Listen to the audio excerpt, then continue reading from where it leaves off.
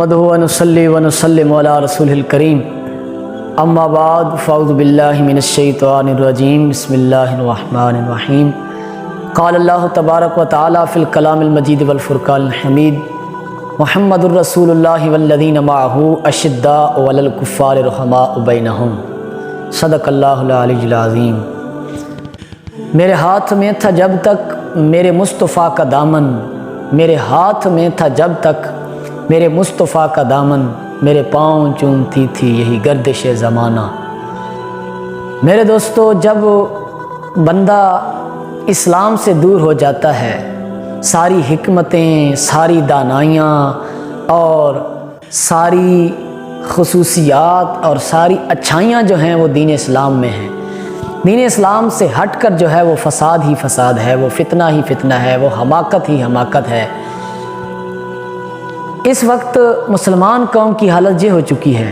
دیکھیں، جب بندہ مذہب اسلام کو چھوڑ دیتا ہے، دین اسلام کی تعلیمات کو چھوڑ دیتا ہے، تو اس کی مثال بھیڑ بکریوں کی طرح ہو جاتی ہے کہ کوئی بھی سیٹی مارتا ہے اور جناب مسلمانوں کے، اپنے آپ کو مسلمان کہنے والوں کے ٹولے ان کے ساتھ لگ جاتے ہیں۔ کلندر لاہوری فرماتے ہیں نا، تعویل کا پھندا کوئی صیاد لگا دے، یہ شاخ نشیمن سے اترتا ہے بہت جلد۔ کس کس فتنے کو آپ کے سامنے فاش کیا جائے، کس کس فتنے کو آپ کے سامنے بتایا جائے، بیان کیا جائے۔ کاش، ہمارے استاد فرماتے ہیں، کاش کافر نے جتنا ہمیں تباہ کرنے کے لیے سوچا ہے نا، ہم اپنے آپ کو اتنا بچانے کے لیے سوچ لیتے تو آج تباہی کی جس دلدل میں ہم پھنس چکے ہیں یہ نہ ہوتا۔ ایک مشہور ہی جملہ آپ نے سنا ہوگا تعلیم گاہوں میں، سکول، یونیورسٹی اور کالج کی دیواروں پر، کہ no religion is higher than humanity. اب اس کے پیچھے، اس جملے کے پیچھے کافر کی کتنی بڑی سوچ لگی پڑی ہے۔ یہ مسلمان کی کہاں سے جا کے وہ جڑ کاٹ رہا ہے کہ اس نے ہیومینٹی، انسانیت کو کہہ دیا کہ یہ سب سے بڑا مذہب ہے، سب سے بڑا مذہب ہے۔ پھر انسانیت کی تعریف کیا کی، ہیومینٹی کی تعریف کیا کی؟ ہیومینٹی کی تعریف اس نے یہی کی ہے کہ جو عبدالستار عیدی کام کر گیا ہے وہ ہیومینٹی کی بنا پر، وہ انسانیت کی بنا پر، جو لیڈی ڈیانا کام کر گئی ہے وہ انسانیت کی بنا پر، یا بل گیٹس جو کام کر رہا ہے وہ ہیومینٹی، انسانیت کی بنا پر، یا NGOs جو کام کر رہی ہیں وہ ہیومینٹی کی بنا پر، انسانیت کی بنا پر۔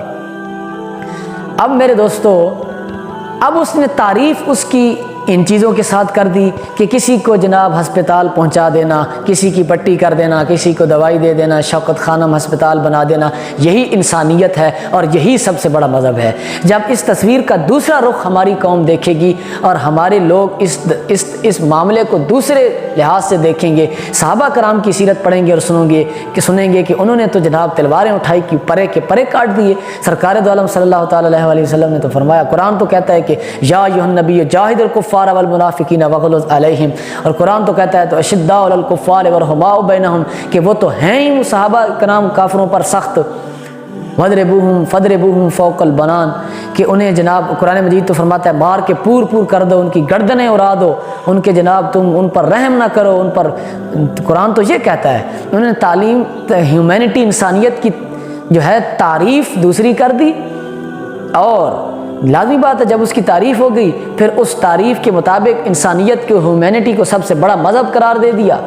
اب جب ہم جناب اسلام کے پہلوؤں کو، اسلام کے نظریات کو دیکھیں گے تو ہماری قوم خود ہی باغی ہوتی رہے گی۔ اس نے کیسا یہ جال لگایا ہے، یہ کیسا پھندا لگایا ہے کہ اپنے پھندے میں خود ہی پھنستے رہیں۔ کافر کا ہمیشہ یہی دستور ہوتا ہے، منافق کا ہمیشہ یہ دستور ہوتا ہے کہ وہ کھل کے سامنے نہیں آتا، وہ کھل کے سامنے نہیں آتا، وہ ایک چین بنا کے ڈال دیتا ہے، وہ ایک پھندا بنا کے، ایک جال بنا کے ڈال دیتا ہے اور خود پیچھے بیٹھا رہتا ہے۔ پھر مسلمان اس میں پھنستے رہتے ہیں اور وہ دور بیٹھ کے دیکھ کے ہنستا رہتا ہے، میر جعفر اور میر صادق کی طرح۔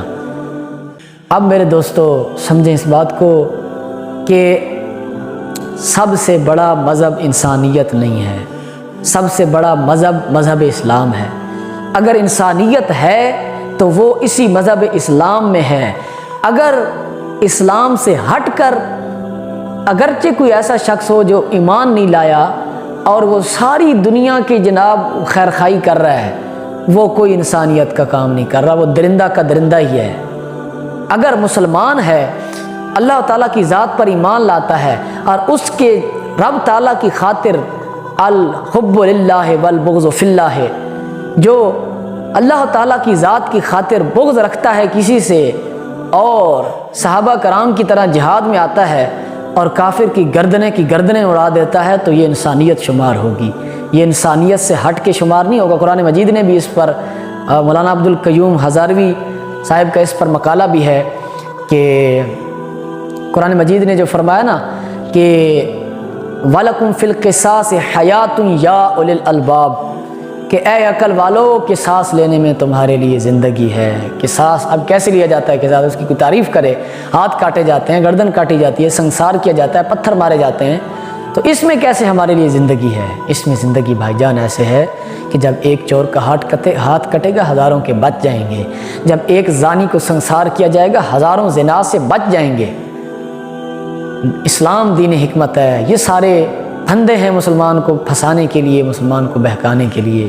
اللہ تعالی ہمیں عمل نصیب فرمائے اور اللہ تعالی ہمیں دین اسلام کے ساتھ پختگی کے ساتھ لگے رہنے کی توفیق عطا فرمائے۔ میرے ہاتھ میں تھا جب تک میرے مصطفیٰ کا دامن، میرے پاؤں چومتی تھی یہی گردش زمانہ، وما علینا الا البلاغ المبین۔